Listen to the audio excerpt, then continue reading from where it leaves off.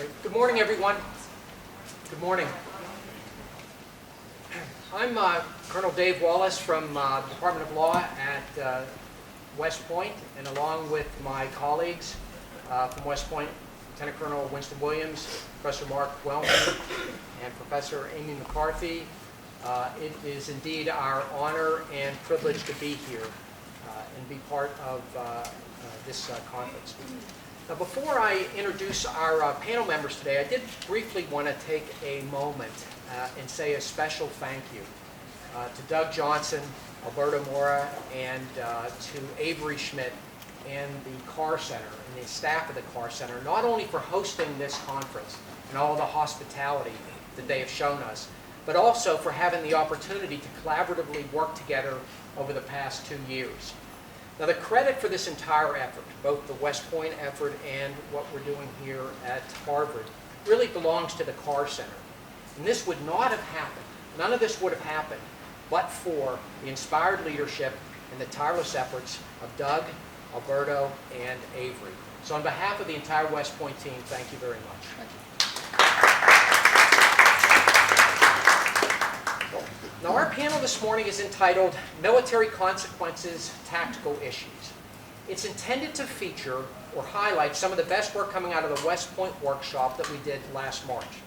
Now, the workshop we held at the Military Academy was an interdisciplinary effort in the true sense of the word. When we all got together, it was like a Star Wars bar scene.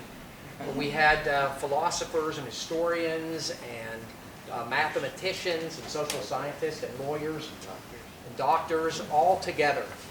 So we gathered to explore information and data that served as the basis for analyzing the cost and consequences of torture and prisoner abuse at the tactical level of war. Now, all of the research papers from that effort are being included in an edited volume by Oxford University Press that will be coming out next year. Now, as mentioned, we focused on the tactical level of war. The tactical level of war is defined by the Department of Defense as the level of war at which battles and engagements are planned and executed to achieve military objectives assigned to tactical or small units and task forces. It's the lowest level of war. Now, it's important to note that one of the things that did become somewhat obvious at the West Point workshop is that actions at the tactical level by individuals or small groups of soldiers can often quickly have operational or strategic consequences, much like the prisoner abuse scandal at Abu Ghraib. Now, from our perspective, this issue, the torture and abuse of prisoners, was more than an academic inquiry. It's a matter that not only affects the lives and well-being of soldiers, sailors, airmen, and Marines, but also impacts fundamentally the ability of the armed forces to accomplish their missions. By any measure, the short and long-term cost and consequences of the torture and prisoner abuse in the so-called War on Terror from 2002 to 2009 had profound effects in terms of the loss of reputation and moral statute of the armed forces. It undermined good order and discipline, and it had a negative impact on our ability to operate with our allies and partners. It inspired individuals and groups to fight against us and help their recruiting efforts, and it detracted from legitimate efforts to obtain critically important intelligence. So we have 3 panel members here today from our workshop who will discuss and unpack these issues and give their perspectives. All are seasoned combat veterans who spent a considerable amount of time thinking about and working on these issues. Our first speaker today is Dr. Gary Solis. Dr. Solis served 26 years in the United States Marine Corps, including tours of duty in Vietnam, where he was a company commander. After receiving his law degree from the University of California, Davis, he served as a Marine judge advocate and military judge. Following his military retirement, he earned a PhD from and taught on the faculty of the London School of Economics for 3 years. He then joined us at the United States Military Academy Department of Law. For 6 years, he headed the West Point Law of War program, and in 2006 was selected the Military Academy's Outstanding Professor, winning the prestigious APGAR Award. He is a highly sought-after speaker, and in recent years has taught law of armed conflict at Georgetown and George Washington Universities. He's the author of such books as Marines and Military Law in Vietnam, and Son Thang, and American War Crime, as well as multiple articles and book chapters. Of note, he is the author of Law of Armed Conflict, International Humanitarian Law and War, now in its 2nd edition with Cambridge University Press, and it is hands down the best textbook currently available on the law form. Dr. Solis. Thank you.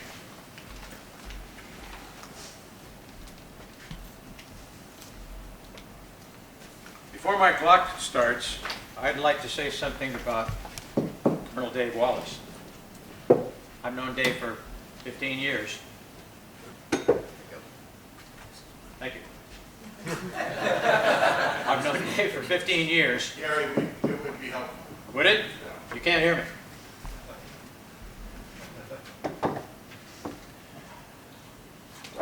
I've known Dave for 15 years. And I don't know of a more conscientious, capable individual, nor do I know many people with the character of Dave Wallace. This morning I'm going to talk briefly about waterboarding and CIA techniques. Much of the tactical aspect of my chapter has been cut. After the 9/11 attacks, there was a change in attitude in the American public. Torture came to be considered acceptable. A 2005 Associated Press survey of 1,000 Americans found that where terrorism was involved, 61% of Americans didn't rule out torture. As ethicist and philosopher David Luban wrote, American abhorrence to torture now appears to have extraordinarily shallow roots. Arguably, modern waterboarding, that is in our time, found its CIA entree and legal cover in the legal logic of David Addington, formerly General Counsel to Vice President Cheney, and John Yoo at the Office of Legal Counsel. Even before 9/11, Addington articulated the proposition that under Article 2 of the Constitution, the President had unitary executive authority to control the executive branch in its entirety, and he could take any actions he considered necessary to protect the nation, even in the face of congressional opposition. Yoo, from his influential OLC base, provided a series of memoranda of law relying on the expansive view of presidential authority. Yoo's interpretations were a further step on the path to waterboarding and other tortures, a path that included the Bybee Memorandum of August 1st of 2002. The Bybee memo was directed to federal interrogators, particularly the CIA, who was worried about the legal protections they might have for the acts that they were conducting that they knew skirted the line. After 9/11, the CIA began looking for new methods of interrogation, and with the capture of Abu Zubaydah in March of 2002, the CIA contracted James Mitchell and Bruce Jessen, two former Air Force psychologists, to lead the interrogation team responsible for Zubaydah. Now, a little background. Between 2002, April, and September of 2006, when the enhanced interrogation program was in action, there were 119 individuals held in CIA custodies, most of them in black sites. 39 of those detainees were subjected to the enhanced techniques. Surprising to many Americans, only 3 detainees, no more, were waterboarded. Only 3. Khalid Sheikh Mohammed, KSM, was waterboarded 183 times, Abu Zubaydah 83 times, and Abd al-Rahim al-Nashiri at least 3 times. All 3 were waterboarded at CIA black sites. After 9/11, no case of military-directed waterboarding has been discovered, including at Abu Ghraib and Guantanamo Bay. Now, yesterday we heard 2 of the speakers say that there was some waterboarding at Abu Ghraib. I got my information from the Taguba report on Abu Ghraib. The origin of enhanced interrogation techniques is reasonably clear. Psychologists Mitchell and Jessen persuaded military officials that the most effective way to interrogate detainees was through techniques used in Sayre training: survival, evasion, resistance, and escape. In July 2002, the Bybee memo was being drafted to permit abusive techniques on Zubaydah, and General Counsel of DoD, Jim Hames, requested Sayre instructor lesson plans, a list of the mock interrogation techniques used in SEER training, and a memorandum describing the long-term psychological effects on SEER training on students, and in particular, the effects of waterboarding. In April of 2002, 3 months before Haynes' request for torture directions, the CIA captured Zubaydah, whom they wrongly thought to be a senior al-Qaeda officer with knowledge of the group's organization and plans. The CIA contacted Mitchell and asked for interrogation suggestions. He responded with a list of 18 procedures that neatly dovetailed with Haynes' request. Mitchell and Jessen indicated that waterboarding, which they described as absolutely convincing technique, was necessary to overcome Zubaydah's ability to resist. In July of 2002, the CIA requested DOJ approval of the 18 techniques adopted from SEER training, and on July 26, the AG verbally approved the use of waterboarding. On August 1st, the OLC approved all 18 enhanced interrogation techniques. By 2002, water torture had progressed from its crude and uneven application historically from the Spanish Inquisition even, through the U.S.-Philippine conflict's water cure, to a torment that was defined with exacting precision in a 2002 OLC memo, which is worth quoting in a large extent. The individual is bound securely to an inclined bench, which is approximately 4 feet by 7 feet. The individual's feet are generally elevated. A cloth is placed over the forehead and eyes. Water is then applied to the cloth in a controlled manner. As this is done, the cloth is lowered until it covers both the nose and the mouth. Once the cloth is completely saturated and covers the mouth and nose, airflow is slightly restricted for 20 to 40 seconds due to the presence of the cloth. This causes an increase in carbon dioxide level in the individual's blood, which stimulates increased effort to breathe. This effort, plus the cloth, produces the perception of suffocation and incipient panic, i.e. the perception of drowning, the memorandum reads. During those 20 to 40 seconds, water is continuously applied from a height of 12 to 24 inches. After this period, the cloth is lifted. The individual is allowed to breathe unimpeded for 3 or 4 full breaths. The sensation of drowning is immediately relieved by the removal of the cloth. The procedure may then be repeated. The same memo opines, quote, "The waterboard, which inflicts no pain or actual harm whatsoever, does not, in our view, inflict severe pain or suffering." President Bush, in his memo, wrote, "The new techniques proved highly successful. Zubaydah revealed large amounts of information." Not true.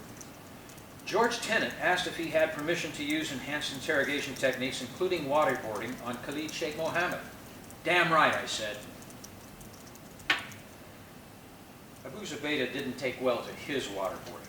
He frequently cried, begged, pleaded, and whimpered, but continued to deny that he had any additional information. At times, Zubaydah was described in reports as hysterical and distressed to the level that he was unable to effectively communicate. Waterboard sessions resulted in immediate fluid intake and involuntary leg, chest, and arm spasms, and hysterical pleas. After the use of the enhanced techniques ended, CIA personnel at the detention site concluded that Zubaydah had been truthful and that he did not possess any new terrorist threat information. Mitchell and Jessen reported that Zubaydah was, quote, "ready to talk during the first waterboard exposure, but we chose to expose him over and over until we had a high degree of confidence he wouldn't hold back." In July of 2002, CIA interrogators holding Zubaydah called their superiors at Alex Station, ALEC, Alex Station in Virginia, saying, quote, "Regardless which disposition of Zubaydah we follow, however, and especially in light of the planned psychological pressure techniques to be implemented, we need to get reasonable assurances Zubaydah will remain in isolation and incommunicado for the remainder of his life." They received that assurance. Abdel-Rahim al-Nashiri was a leader of the bombing of the USS Cole, and he was subjected to enhanced techniques, although waterboarding was not used with nearly the same frequency as in Zubaydah's case. After each session, his interrogators reported that he was cooperated, but officials told CIA interrogators, but the interrogators reported he was cooperative, but officials told CIA interrogators to persist because he'd not provided information on imminent attacks. When the interrogators objected, they were replaced.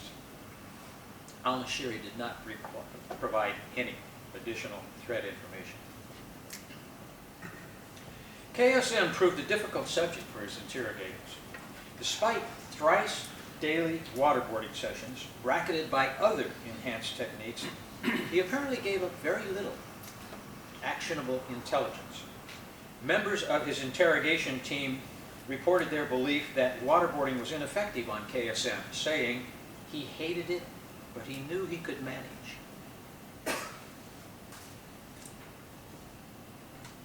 On 24 May 2004, George Tenet suspended the use of both enhanced and standard CIA interrogation techniques. On 20 July, in a meeting of the National Security Council principals, enhanced interrogation techniques were again authorized, with the exception of waterboarding. On January 22nd, by executive order, torture was banned and future interrogations were required to comply with Army Field Manual 2-22.3, Human Intelligence Collection Operations, which specifically bans waterboarding. Of course, an executive order may be amended or revoked by any succeeding president.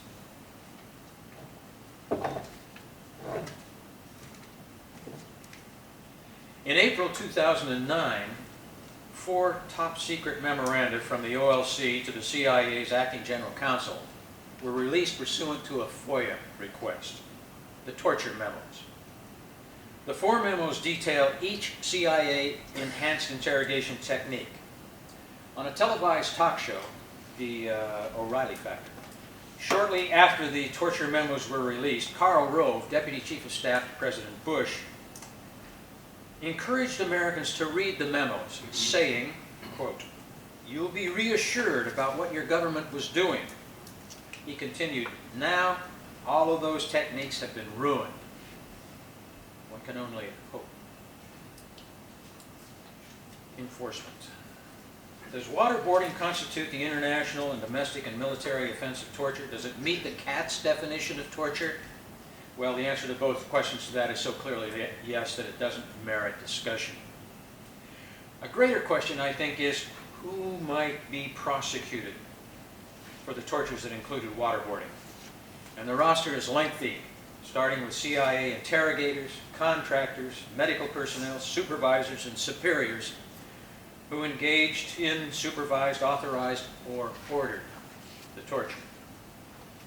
In my opinion, unfortunately, given the legal hurdles any prosecutor would face, a lack of physical evidence, thanks to the CIA destroyed videotapes of the waterboarding, testimonial refusals on the basis of national security, and generally uncooperative witnesses, I think there's little chance of prosecution and less of a conviction. At the same time the United States' use of torture was inspiring extremists in the Middle East, it was also undermining counterterrorism cooperation between Washington and its allies. Much of this the following comes from the article that's in your materials from Foreign Affairs. The UK, the Netherlands, Finland, Ireland, Australia, New Zealand, and Canada all limited their involvement with U.S. aims. In China, India, and Syria, accusations of U.S. hypocrisy signal the waning influence of U.S. diplomacy.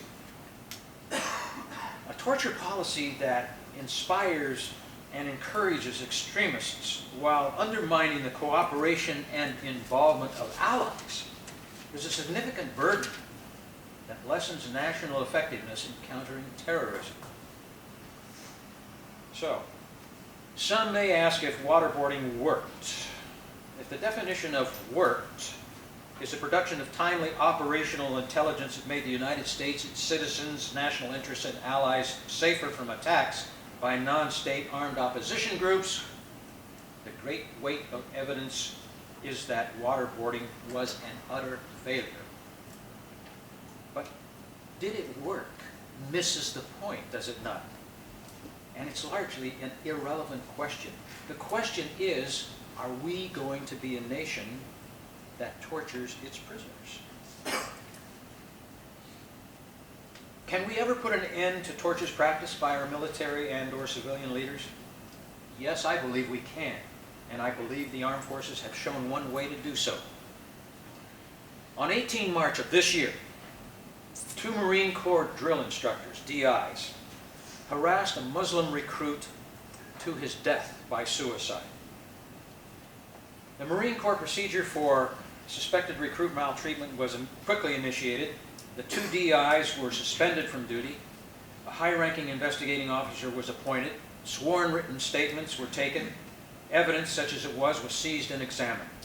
The investigating officer's report including recommendations for punitive action, if any, was submitted within the mandated brief time he was allotted and reviewed by the commanding general with the assistance of his staff judge advocate.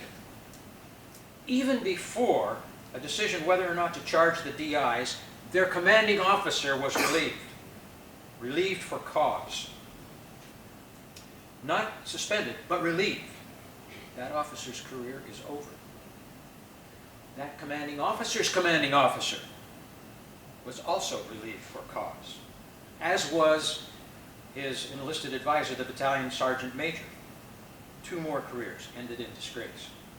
15 other Marines, currently officers and enlisted, are identified for possible future punishment, including courts-martial. Now, notable in this account is that none of the 3 who were relieved were present at or had knowledge of the events leading to the recruit's death.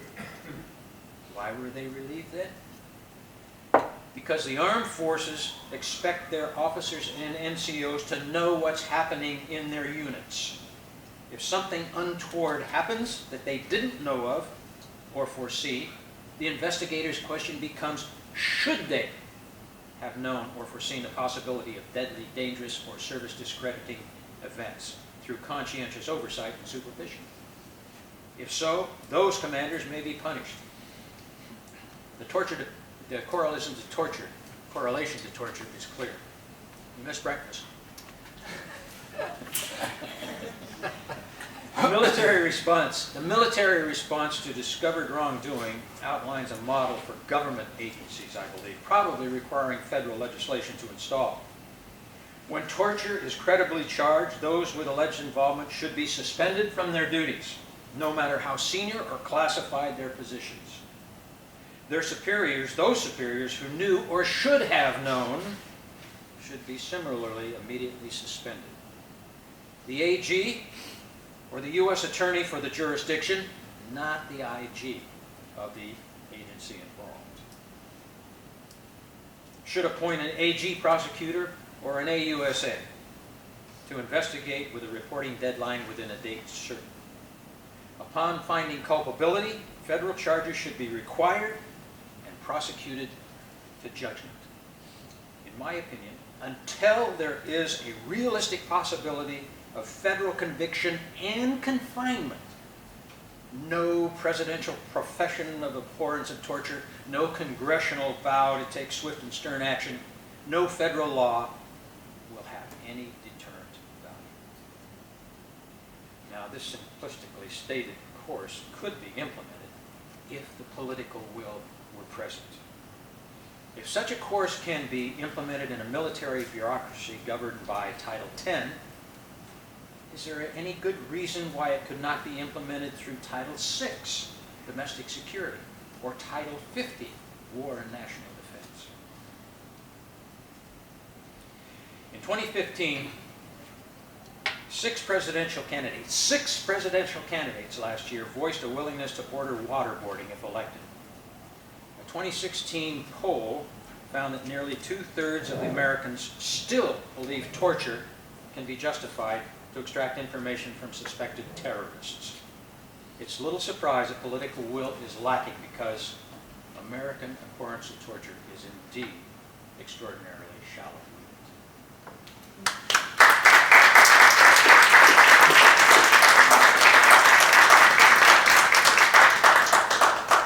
Our second presenter today is Lieutenant Colonel retired Rob Sayre. Rob retired from the United States Army after 24 years of service. He was originally commissioned as a field artillery officer. He served as an artillery officer with airborne units at Fort Bragg and then with the 1st Ranger Battalion. His first deployment was in support of Operation Desert Shield and Desert Storm. Rob transitioned to military intelligence in 1993 and became a career human intelligence officer in 1995 and served in that capacity for the remainder of his military career. In that capacity, he executed and oversaw all variety of human intelligence and counterintelligence operations, including controlled collections, overt source and friendly debriefing, tactical source operations, among others. He has served in a variety of different assignments as a human intelligence officer, including in Bosnia and Herzegovina and in Afghanistan, where in 2001 he established the first Defense Intelligence Agency operating base in Kabul. Rob received his Bachelor of Arts degree in Classical Greek from the University of New Hampshire, graduated from numerous military schools, and holds 3 master's degrees, one of which is from the University of Michigan. Rob, thank you. Good morning. Before I get started, one sort of admin thing. I have a lot more material that I can cover. So if anybody wants, I have sent this file with all my notes on the bottom of the slides. Avery has them. You can get them from me. And I assure you they are gripping. Oh, I need my... Here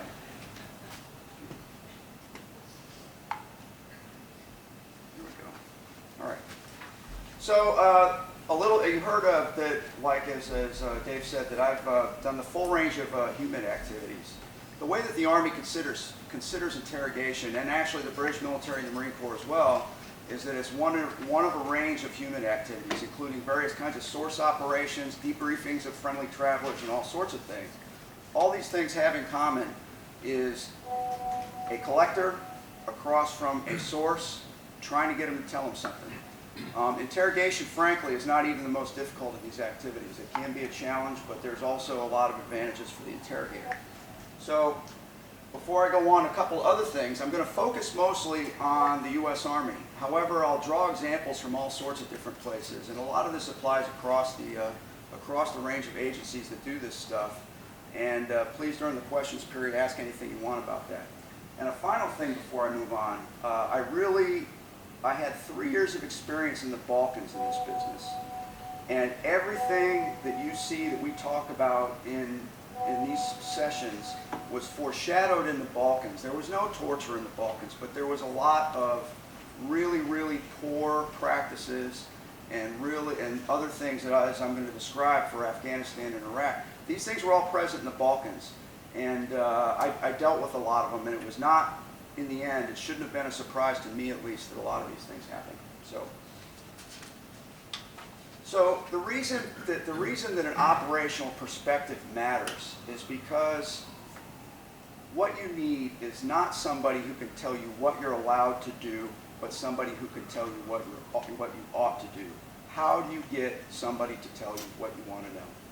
And Ian gave an example yesterday, this thing that he talked about with the stress chair. And so those of you who weren't here yesterday, somebody in his unit invented this device that you sit detainees in, and it's an uncomfortable position or something like that, and you leave them there until they talk or whatever.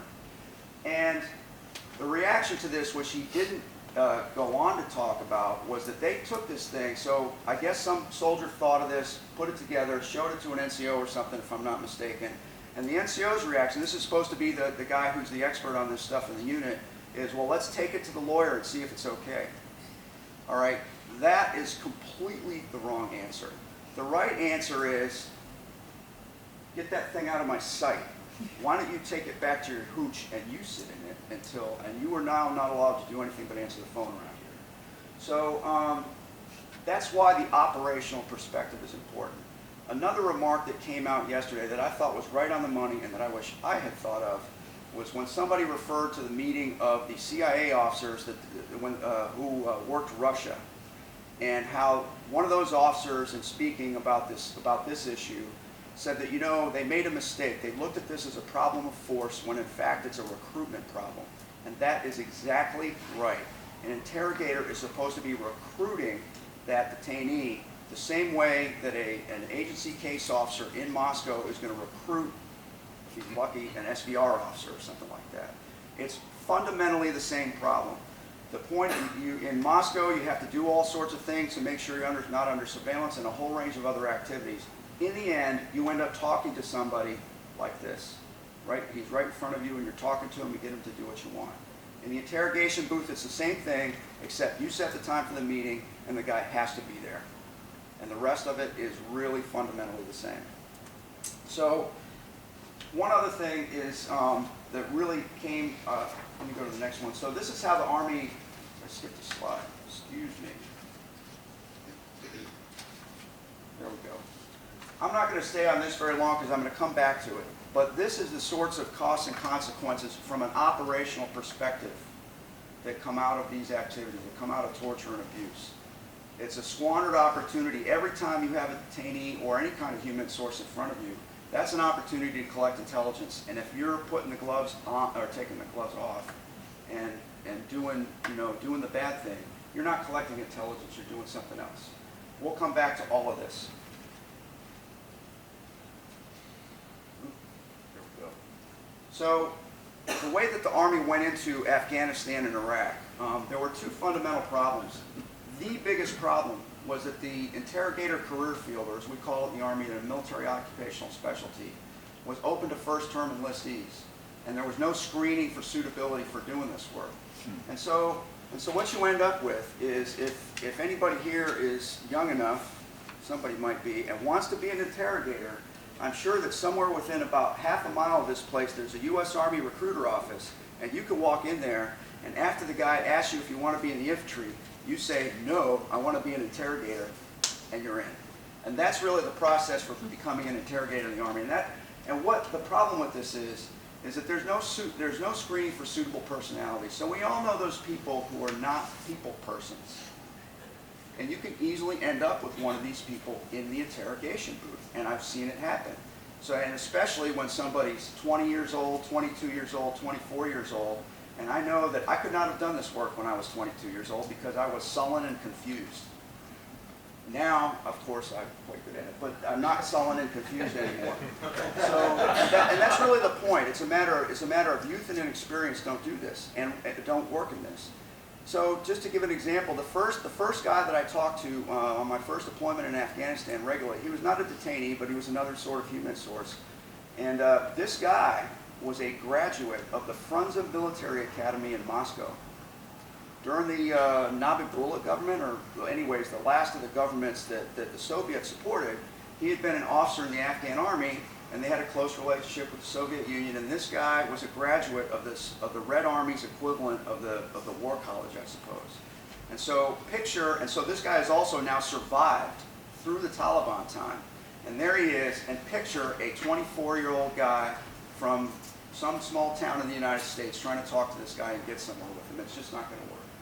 So that was one problem. The second one was that officers knew very, very little about human in general and interrogation in particular. And so what you have is officers who, and then unfortunately intelligence branch takes this attitude that our officers are generalists and they can supervise any of these people, when in reality it's really not true. You have to be able to mentor people, and the good units of all sorts, the good battalions, the colonel is out front. So my cousin is an Army aviator. She flew in the Apache strike at the early part of the Iraq War that got all shot up. I remember talking to her about that, and she told me that her battalion commander was in the lead aircraft. That's the way good units work. In military intelligence, no, I know of very few officers who've ever been in the interrogation booth or run a source of any kind. So, So in Afghanistan, to start off with, I got there in late 2001. My personal observations were of the original detention facility in Bagram. The first interrogators there were a mixed group of DIA, Army, and NCIS interrogators. They were actually pretty good. There were some experienced interrogators in the Department of Defense at the time. A lot of them probably were here. There were some of them spoke Arabic, some spoke Farsi. We had no Pashtun language, as I recall. I'm sure we had no Pashtun language. That place worked okay. It was austere, but believe it or not, the interrogators made the austere conditions work in their favor. They were replaced in May 2002 by an Army unit that had earlier been at Kandahar Airfield.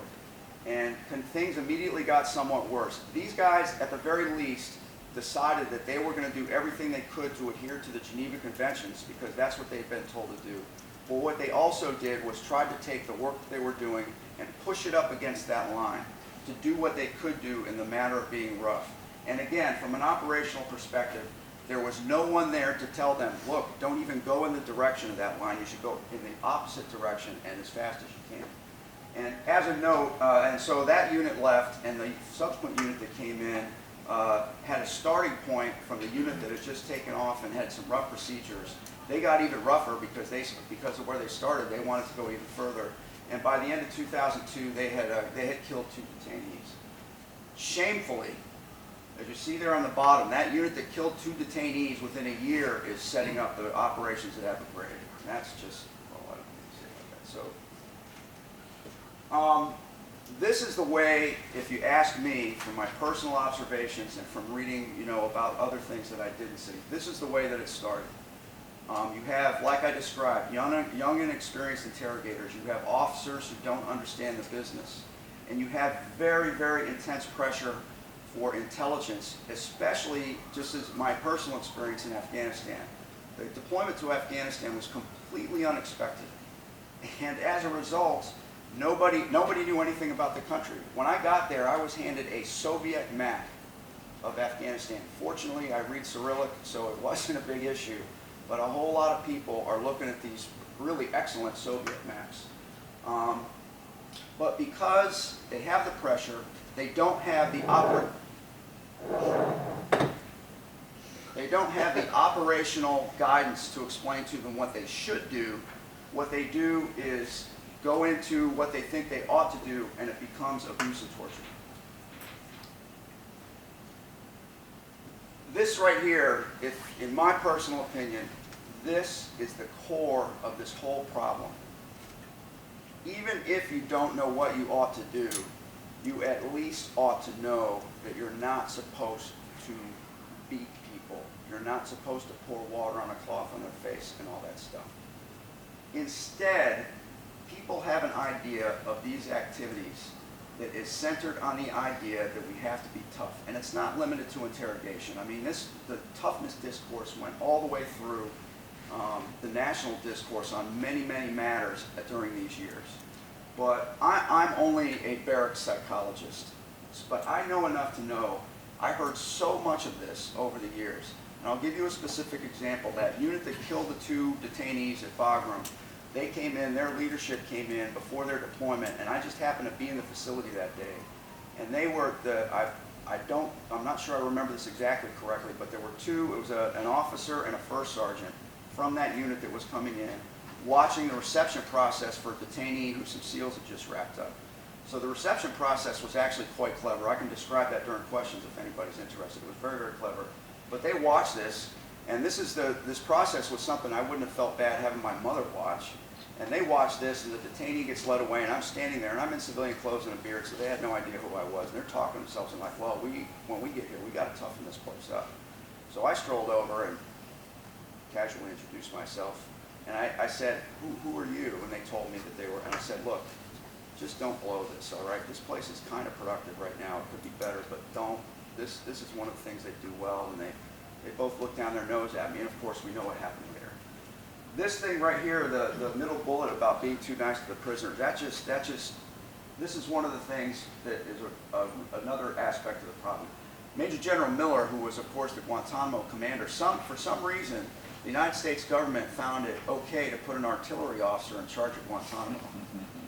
And his successor, Major General Hood, who I used to work for many years ago when I was an artillery officer, was another artillery officer. So, and this is the attitude that they took. If you have a guy living in a wire cage in Cuba and you brought him there from Pakistan or Afghanistan, he already knows you're in charge. He really does. So this was just something, and this was constant. It was a desire to really display toughness. And I have a concrete example of it here. And I was glad to meet Mark Danner yesterday. He's here today, right? Hello. Because as I'm doing research for this, I'm starting to read and I'm seeing all these people talking about take the gloves off, and I see it again and again and again, and my inner barrack psychologist kicks in, and I'm like, oh, I got something. And then I saw an article that Mark had written, and he already found it out in 2009. But this, to me, this was pervasive. This is, to me, an indicator, and the reason I included it in this way, you note that the top guy, I don't remember what his position was, but you have the DoD General Counsel there, the third bullet down. And then you go all the way to the bottom, and you have an Army specialist who's probably about 20 or 22 years old saying exactly the same thing. And again, I'm an amateur psychologist, but I know there's something here, and it's time to call a professional, if you ask me. This to me is just one manifestation of this unbelievable influence of the desire to be tough.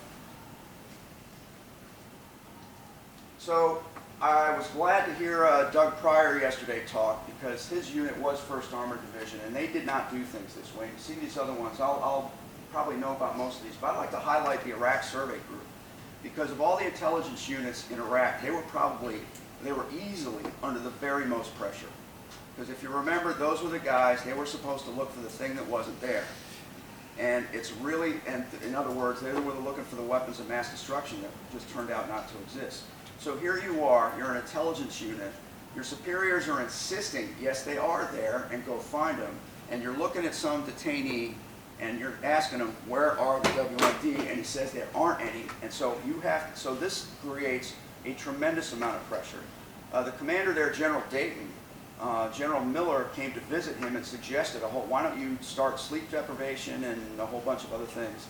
And General Dayton said, I think we need to take a step back, and why don't you put that in writing, which was never done. The interrogators at Iraq Survey Group flat refused and threatened to resign if they were made to do some of these things. So it did not have to go the way it did. It could have gone this way. I put this up only as an indication. The part of the point of my talk is that you can't just tell people not to torture. You have to give them something else to do. And this is what it takes to do it right. This is expensive. I probably need about 3 of those bullets on the left. I fake it with the rest of them. But people like this are very, very unusual. And they have a lot of opportunities for work. They don't need to enlist in the United States Army. They can go do something else. The training is extremely expensive if you do it right. The training that I underwent, which was different and in a special program, was extremely expensive. And so here you are, and the final thing is on the bottom there on the right, that I underline superiors. People like this are high maintenance. Anybody who's been around me for more than 20 minutes, picture to yourself being in charge of an organization and having a whole room full of people like me in your face every day. That's hard to deal with. And I'm being a little bit facetious, but I'm also very serious. People like this do not fit in the Army very well. They're not the ones that you see outside the colonel's window standing in formation every morning. They're the ones who are out there in the back rank of the formation talking like they're not supposed to be, which was my favorite thing to do. But so this is just to say, it's easy to say don't torture, but then when you turn the other way to do the other thing, this takes very serious commitment from senior leadership to field these people and to retain them and to put up with their foibles and to give them what they need to do their job. On the other hand, this is not that hard. If you read through the various reports, all variety of people tortured. The guy with one of the guys in Ian's unit was a cook. All right, he had no special training, and he improvised with baseball bats that had been sent over to Iraq for soldiers to play softball, I guess, or something. So it's very easy to do. All you need to have is somebody who's willing to do it and somebody who's willing to tolerate it, and that's all that it takes. One of the other things about it is that in several of the instances that I read about in some of the reporting, this served as an opportunity for a unit to bond over doing this. And I'm thinking in particular of the one special operations units. One of the shocking things I read is Task Force 626 had some British personnel in the task force. I was shocked to read that an SAS major for recreation was going in a room and tossing a detainee around. That's just, I mean, my jaw hit the floor. First of all, I thought that the SAS was a little bit different. And second of all, why don't you just go get your bunk and read a book or something, fella? I mean, in all seriousness, but that came out of this thing on the bottom. Everybody in this unit was doing it. And it was something that, was kind of almost a recreational thing, it seems. This is really the center of my attitude towards these things after having thought about it for a long time. Honor actually has operational importance. It's a good, I would be honorable regardless, but people who are dishonorable cannot do this work. First of all, although we said we're not going to emphasize this, it is a matter of the health and well-being of the interrogators. However, there's an operational implication of that, because if your interrogators are worn out and are starting to suffer traumatic stress injuries and moral injuries, they're not going to be much use to you for very long. And even the modest interrogation capability that we put out there in Iraq was still kind of pricey, although not what it should have been. But really, it's important for interrogators to be this way so that they can do their job. And everybody, most of you probably heard of Hans Scharf. He was supposedly the best Luftwaffe interrogator of British and American airmen in World War II. And the way he described it was with that German phrase on the bottom that I'm not going to try and pronounce. But he insisted that this was vital, as did the British officer who ran the British program that was similar, as did the Americans at Fort Hunt and Camp Tracy. This is absolutely vital, and it's even more vital when you're interrogating somebody senior like Zarqawi, or not Zarqawi, the guy we caught in Pakistan. Zubaydah, thank you. The best interrogation successes that we had in Iraq and Afghanistan all incorporated this kind of behavior. One of the accounts describes an interrogator who had unjustly accused a detainee of something, tracking him down in another detention facility to apologize. That's exactly what it is. To understand why this is important, you have to put yourself in the place of a detainee. The detainee, if the detainee is going to cooperate with you, he's taking significant risk. First of all, he's at risk when you let him out of that room and he's back in the general population of detainees. All right? If they find out that he's been cooperating, he's got an issue. After that, when you release him back into his own community, he's at further risk, and so is his family, and so are his friends. And finally, detainees, if somebody's going to cooperate, and this is where interrogation has something in common with humans of all sorts, if somebody's going to cooperate with you, they're going to have to overcome significant cultural and social taboos to do this. That makes him a traitor. And I know of no culture and no political entity where treason and betrayal is not viewed as a very, very severe, a very serious crime. So between the whole reason for establishing rapport is not simply to make the guy comfortable and feel good and tell you things. It's to get to this point where he is willing to transgress these very, very serious, to violate these very serious taboos of his own culture. And torture instantly breaks any chance of having that sort of relationship with a detainee. This right here, if there's anything that I would have you take away from what I say, it's this slide and the one before. Because without this, there is no way to do this business. When I initially underwent my human training, whenever, many of you have done different kinds of training in the military now, and you find out as you're doing this, you find the people you think are, this is the guy who knows what he's talking about, and I need to listen to what he's saying. And these guys that I remember when I was doing this training, there was a couple of these guys who worked against the Russians from the 1950s and worked against the Chinese and done all sorts of things. And the ones that I really listen to are the ones who say, you cannot do this work without fundamental honesty and integrity. You just can't do it. You can be successful in a shallow way, but if you're going to be a star at this work, if you don't have the character for it, you're not going to succeed. These are the specific costs that I identify, and obviously the first two are obvious. The first one is obvious. The second one, walk-ins are the best source of intelligence that there is. Word gets out you're talking, or you're torturing, walk-ins stop. counterinsurgents don't do human well, they lose, period.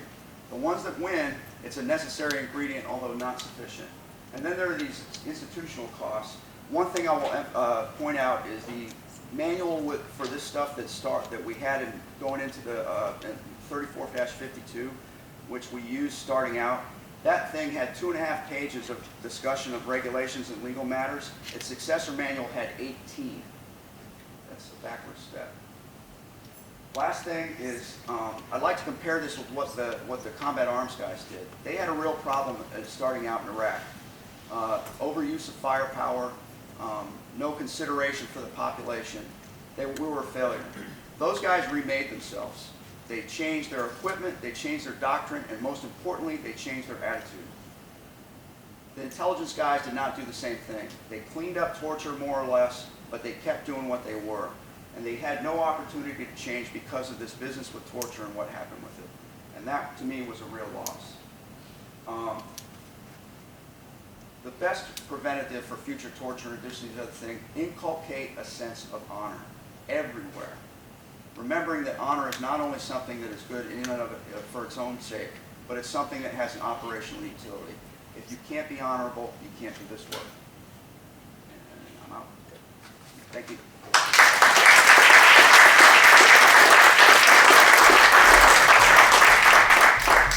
Our third presenter today is Matt Milikowsky. Matt is a graduate of Harvard College and received his master's degree in history from Cambridge University.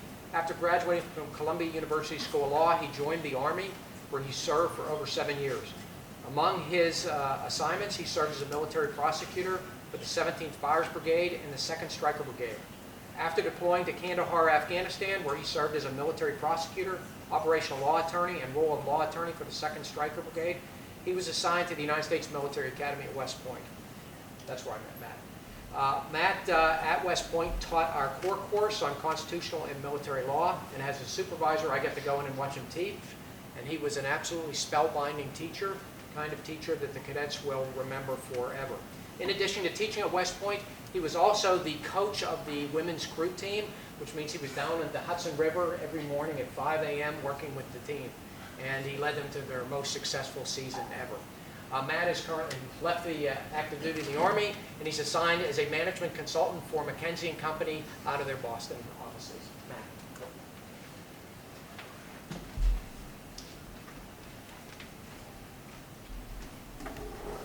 Good morning. Really a pleasure to be here today. Thank you to the Carr Center, to Doug, Alberto, and Avery for putting on such a spectacular conference.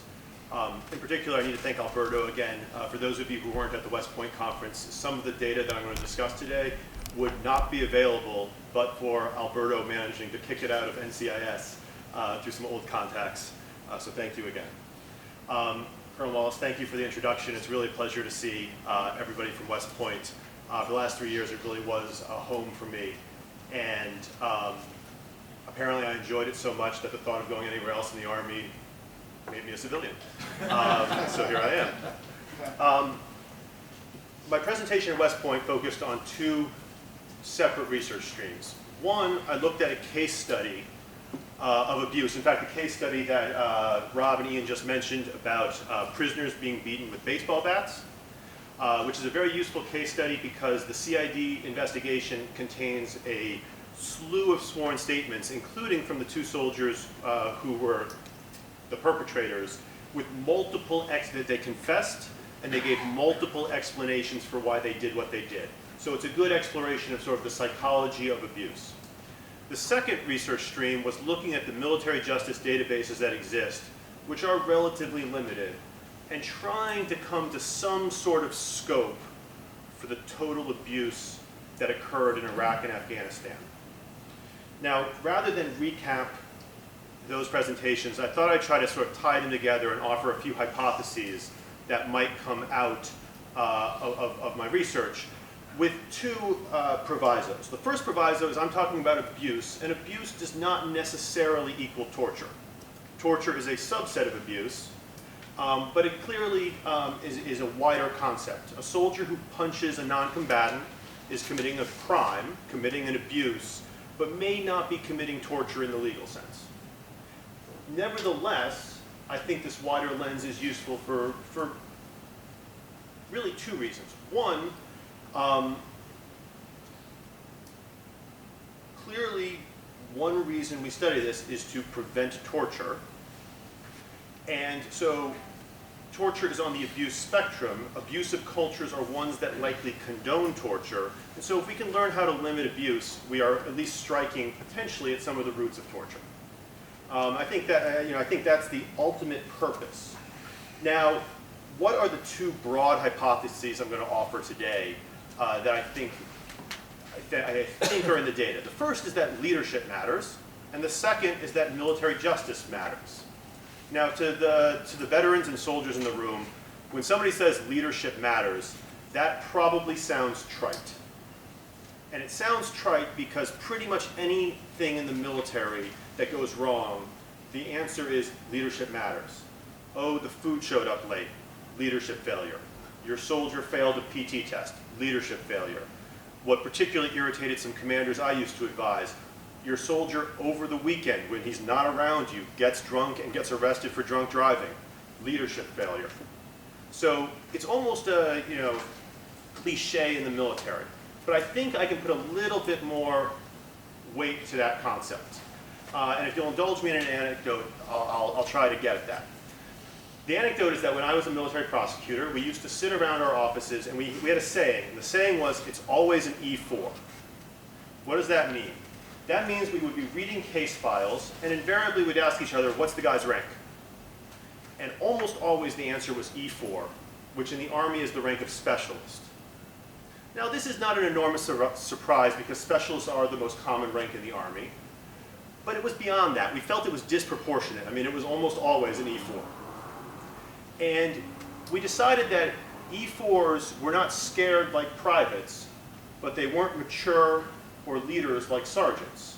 So they fell into that sweet spot of youthful recklessness that was really the sweet spot for potential criminality. What's interesting is that when you look at the roster of people convicted or at least investigated for abuses overseas against non-combatants, it's rarely an E4. It's almost always an NCO, a non-commissioned officer, some form of sergeant, or a junior officer, a lieutenant, usually a lieutenant. There's not many captains wrapped up in this. So junior officers and NCOs. And so what does this mean? And I think it means that, first of all, soldiers aren't going rogue. The military hierarchy actually works. If the leaders are saying, don't do this, even if the junior soldier wants to do this, they don't seem to. Now, I think that's interesting and potentially very important because if American culture has become more pro-torture, and I think it's indisputable that it has, I think multiple presentations at the conference support that, it suggests that we don't need to change American culture. We don't need to have the writer of 24 issue a mea culpa to get at this problem. We actually just have to educate American officers and NCOs really, really well, which is a much more targetable and potentially accomplishable feat. And I know that West Point is trying very hard to accomplish that. The second thing is that absent leadership can be as pernicious as negative leadership. And so there are multiple examples. The book Black Hearts is an excellent example. Or the case study that I looked at, where you have 10 sworn statements.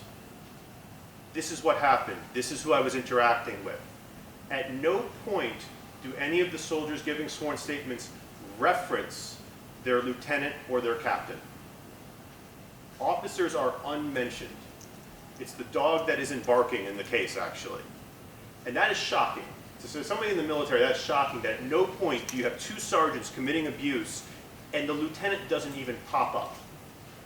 Something's wrong in that picture, and it suggests that just having the person looking over you might be enough to stop abuse, but the absence of that person, just the absence, is giving some people free rein.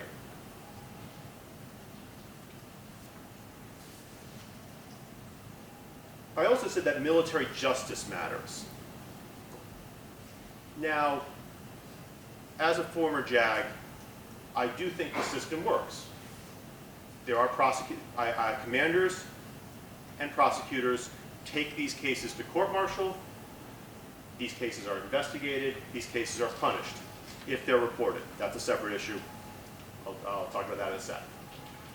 But when you read the case studies, when you read any news report about this abuse, no one ever references, I was scared of the outcome. They always sort of know it. They'll say, what I was doing was wrong, but I didn't really realize it was illegal. Now that's not believable. You punch somebody in the face, you hit somebody with a baseball bat, it's obviously illegal. But it's just not, military justice is not a reality on the ground. Now, how can we change that? Well, first of all, we can make sure that every soldier knows that abuse is illegal. That should be happening right now. The Department of Defense Law of Armed Conflict Training Program mandates that. I've taught that program.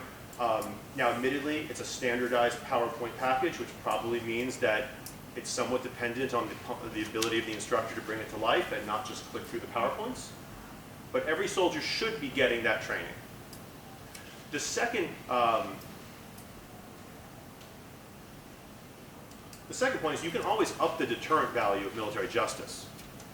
You can increase the punishments, or I think an easy fix would be you can publicize the results. The military does a very poor job of publicizing the results of courts-martial.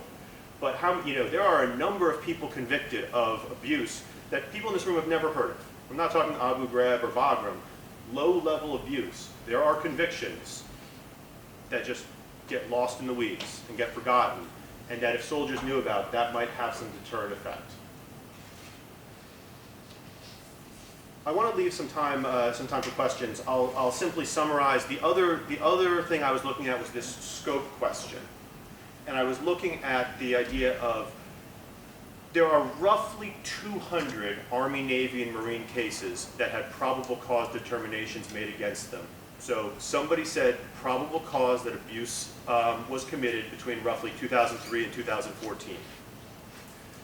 If you make some assumptions about the report rate, for instance, if you make the assumption that about 2% of cases got reported and into this system, that would mean that about 5,000 to 10,000, 2 to 4% report rate equals about 5,000 to 10,000 total abuse cases across the wars.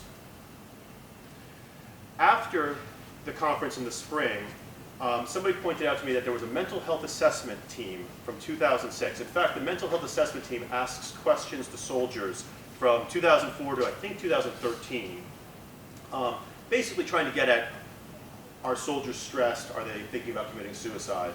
But in 2006, General Casey said, I want you asking questions about ethics. And those results were somewhat shocking. About 40% of soldiers said that they would condone torture.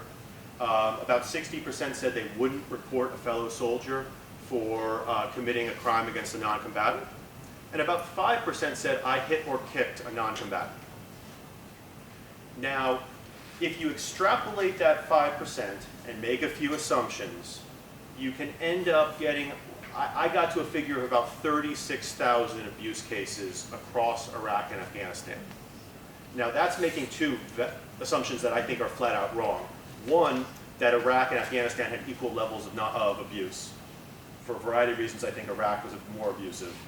The second assumption is that COIN had no effect on the abuse rate, and I think that assumption's wrong. I think that once the leadership said protecting the populace and not committing abuses is important, I think the abuse rate went down after 2007. But I do think that if we're trying to roughly scope it, 5,000 to roughly 35,000 is a range that we can think about.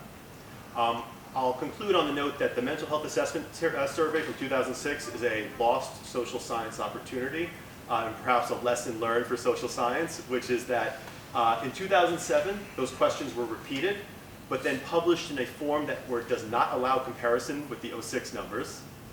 And then in 08, the questions were no longer asked. So there was the potential for a wonderful longitudinal survey, and that potential just disappeared, which is sad. Thank you.